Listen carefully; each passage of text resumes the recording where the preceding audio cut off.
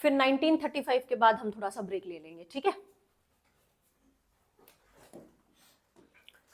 अच्छा, यरवदा जेल की बात कर रहे थे हम, पूना पैक्ट साइन किया गया महात्मा गांधी और बी आर अम्बेडकर के बीच में, ठीक है। फिर द अग्रीमेंट क्या हुआ उसके बीच में? अग्रीमेंट ये हुआ कि कांग्रेस के जो लीडर्स हैं वो डिप्रेस्ड क्लास को रिप्रेजेंटेशन देंगे और हिंदू जॉइंट इलेक्टोरेट के साथ ही चले गए, सब रिजर्वेशन दे देंगे, बेसिकली ये बात रही है ना, कि आप इलेक्टोरेट मत लो, हम आपको रिजर्व सीट्स दे देंगे, ठीक है। 1935 की बात करते हैं, बहुत इंपॉर्टेंट एक्ट है, हमारा कॉन्स्टिट्यूशन काफी हद तक इस पे बेस्ड है, ठीक है। सबसे स्ट्रक्चरल पार्ट जो हमारे कॉन्स्टिट्यूशन का है वो गवर्नमेंट ऑफ इंडिया एक्ट 1935 से लिया गया है, ठीक है। चलिए, पहला फीचर क्या है? Establishment of all India federation, जिसमें कौन कौन होगा? प्रोविंसेस एंड प्रिंसली स्टेट्स होंगी, पर ये कंडीशन कब पूरी हो पाएगी? जब 50% ऑफ इंडियन स्टेट्स डिसाइड करें इसको ज्वाइन करने का। तो ऐसा हुआ नहीं, ये फेडरेशन कभी बना नहीं, इस एक्ट के तहत नहीं बना, है ना। क्यों? क्योंकि 50% ऑफ स्टेट्स एग्री ही नहीं हुई, ठीक है। तो abolish dyarchy in the provinces, जो प्रोविंसेस में ट्रांसफर्ड और रिजर्व सब्जेक्ट थे वो डायरकी खत्म की गई और प्रोविंशियल ऑटोनॉमी कर दी गई। ऑटोनॉमी का मतलब थोड़ी आजादी दे दी गई प्रोविंसेस को। और अडॉप्शन ऑफ डायरकी कहां किया गया? सेंटर में। प्रोविंसेस से हटा करके, जो 1990 में प्रोविंसेस में डायरकी आई उसको हटा करके कहां? सेंटर पर डायरकी ले आए, ठीक है। उसके बाद 6 आउट ऑफ 11 प्रोविंसेस में बाइकैमरलिज्म ले आए। बाइकैमरलिज्म मतलब 2 सदन, ठीक है। उसके बाद principle of communal representation, separate electorate देकर के डिप्रेस्ड क्लासेस को एक्सटेंड किया गया, schedule caste, women and labour, ठीक है।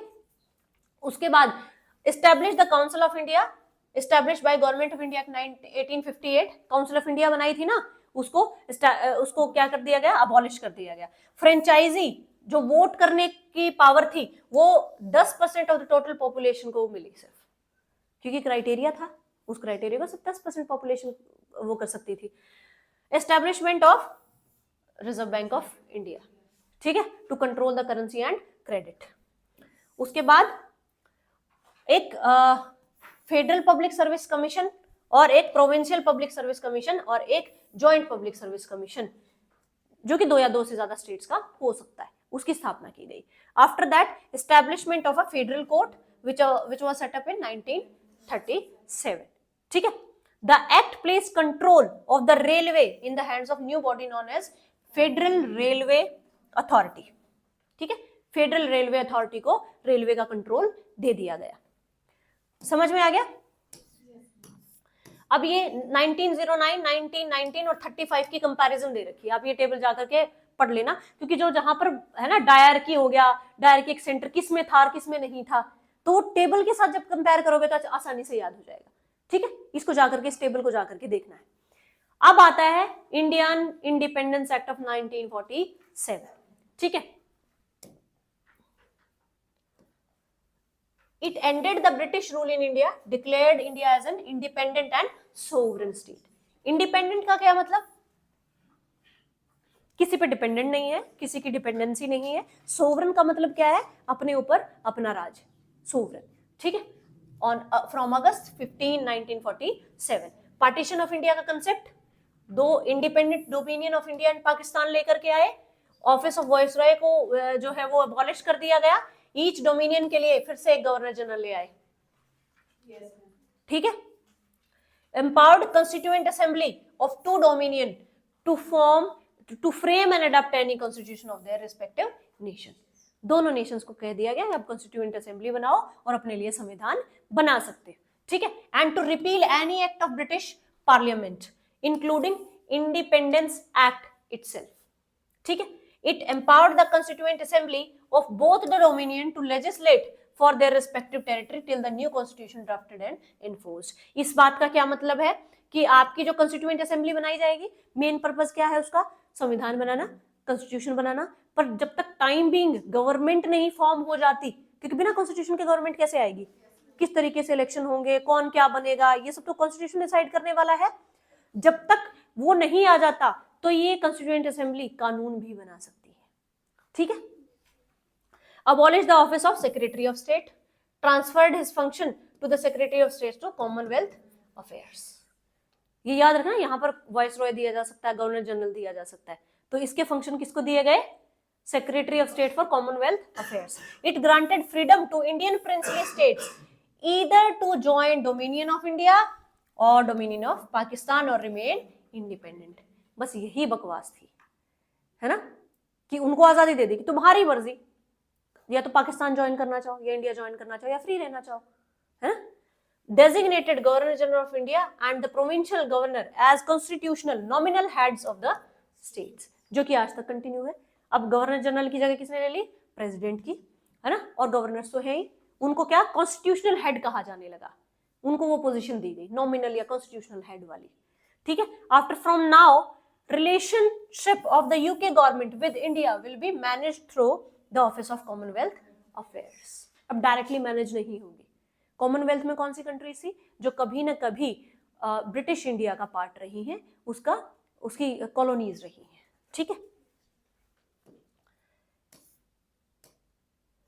चलो मेकिंग ऑफ कॉन्स्टिट्यूशन आ जाएगा इसके बाद। मेकिंग ऑफ कॉन्स्टिट्यूशन में कुछ नहीं है, आपकी कंस्टिट्यूएंट असेंबली बनाने के लिए बोला ना 1947 ने कि आप कंस्टिट्यूएंट असेंबली बनाइए। तो कॉन्स्टिट्यूएंट असेंबली बनाने के बाद ये कहा कि सबसे पहले एम एन रॉय ने कहा, कब? 1934 में। 1935 में आईएनसी इंडियन नेशनल कांग्रेस ने फर्स्ट टाइम ऑफिशियली डिमांडेड अ कॉन्स्टिट्यूएंट असेंबली कि हमारा संविधान बनाइए, ठीक है। Demand was accepted August offer 40, ठीक है। Cabinet mission rejected the idea of 2 constituent assembly. उसने कहा कि नहीं, आप ऐसा करो, जो एक कॉन्स्टिट्यूएंट असेंबली बनाओ, but Muslim league seems less satisfied with the decision, ठीक है। अब कंपोजिशन क्या थी? सर ना, ये ऑब्जेक्टिव रेजोल्यूशन आपको नहीं लगता है गलत जगह पे आ गया? अच्छा ठीक है, कोई बात नहीं। कंपोजिशन में आप देख सकते हैं, कंपोजिशन इस नोट्स में मेंशन नहीं है।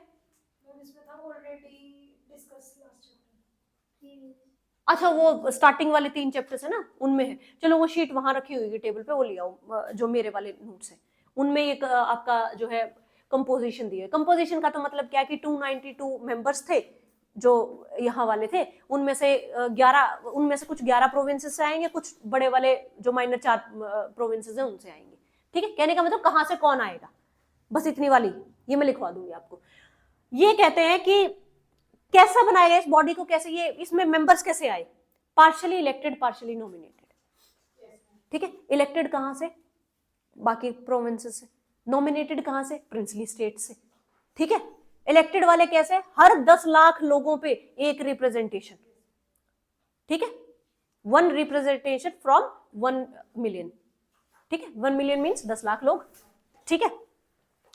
कंपोजिशन में लिख लो इसको। Total strength was decided at 389, 296 British India and 93 princely states, ठीक है। अभी 296 का इन नोट्स में नहीं है, मैं बोल रही हूँ, ये नोट कर लो। और 296 में 292 तो जो 11 गवर्नेंस वाले प्रोविंसेस से आएंगे और 4 किससे आएंगे? चीफ कमिश्नर प्रोविंसेस से आएंगे, ठीक है। ये थी, हर स्टेट को उसकी पॉपुलेशन के अकॉर्डिंग सीट अलॉट हुई कि हर 10 लाख लोगों पे एक रिप्रेजेंटेशन। दूसरा, ब्रिटिश प्रोविंसेस में जो सीट हिंदू, मुस्लिम और Sikh according to their population decide हुई थी, ठीक है। पार्शियली इलेक्टेड, पार्शियली नॉमिनेटेड मैंने आपको बता दिया कि कहीं से इलेक्शंस का एलिमेंट आया, जनरली जो हमारी प्रोविंसेस थे, और प्रिंसली स्टेट से वो नॉमिनेशंस आए। अब ये कहते हैं कि पहली मीटिंग कब हुई? 9 दिसंबर 1946 को पहली मीटिंग होती है, और इसकी फर्स्ट मीटिंग में मुस्लिम लीग बायकॉट कर देती है कि we are not attending this. Sachchidanand Sinha ji को, जो कि ओल्डेस्ट मेंबर थे कंस्टिट्यूएंट असेंबली के, उनको प्रेसिडेंट, टेम्पररी प्रेसिडेंट अपॉइंट किया गया, जो कि एक फ्रेंच प्रैक्टिस है कि कोई भी अगर आपकी कोई बॉडी है, कोई लेजिस्लेटिव बॉडी, एग्जीक्यूटिव बॉडी है, तो उसमें जो सीनियर मेंबर होगा उसको सम्मान के लिए क्या बना देते हैं? प्रेसिडेंट बना देते हैं। और तो बाद में जो रियल प्रेसिडेंट है वो डॉक्टर राजेंद्र प्रसाद सिन्हा वो इलेक्ट हो जाएंगे। 11 तारीख को, 2 दिन बाद, Rajendra Prasad was elected as president of assembly, ठीक है। H.C. Mukherjee and V.T. Krishnamachari जिनको वाइस प्रेसिडेंट चूज किया गया। ठीक है, अब इन्होंने कहा कि दो वाइस प्रेसिडेंट क्यों, कि एक तो जो है जब एग्जीक्यूटिव जो कंस्टिट्यूएंट असेंबली का फंक्शन करेगी तब वाइस प्रेसिडेंट होगा, और जब एक लेजिस्लेटिव बॉडी का भी तो फंक्शन दिया गया ना इसको कानून बनाने के लिए, जब ये कंस्टिट्यूएंट असेंबली संविधान सभा लेजिस्लेटिव फंक्शन कर रही होगी तो दूसरे वाइस प्रेसिडेंट हो जाएंगे, ये कंसेप्ट था। 13 दिसंबर अगले 2 दिन बाद जवाहरलाल नेहरू जी ने एक हिस्टोरिकल डॉक्यूमेंट जो है वो मूव किया, that was called objective resolution.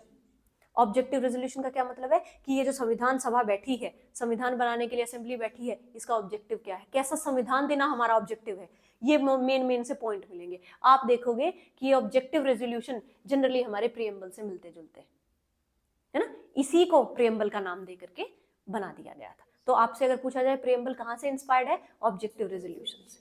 Objective का मतलब हमारा क्या है, विजन क्या है इस कॉन्स्टिट्यूएंट असेंबली का, कि कैसा संविधान देंगे इस देश को। ठीक है, और किसने मूव किया, जवाहरलाल नेहरू ने। कब, 13 दिसंबर को। तो 9, 11, 13 आपको 9 में सच्चिदानंद सिन्हा जी, फिर राजेंद्र प्रसाद, ठीक है, और उसके बाद जो है वो ऑब्जेक्टिव रेजोल्यूशन। ठीक है, तीनों का पता चल गया।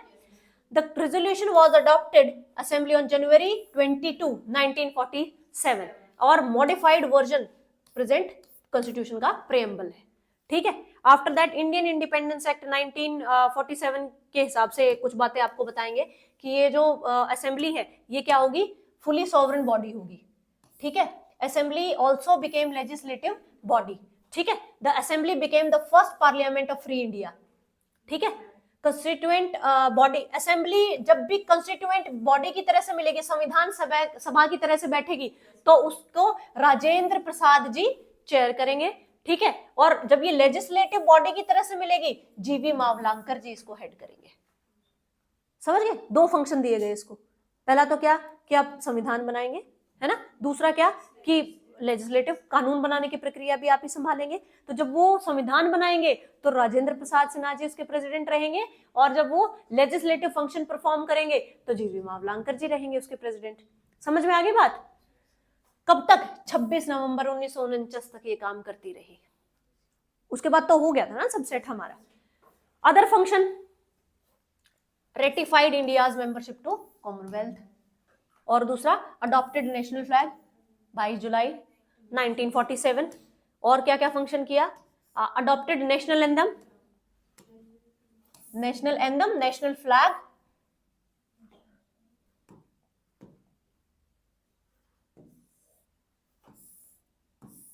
और नेशनल सॉन्ग। राजेंद्र प्रसाद सिन्हा जी को first president of India elect किया गया 24 जनवरी को। ठीक है, इनको सीक्वेंस में अरेंज कर लेना। आपसे ये पूछा जा सकता है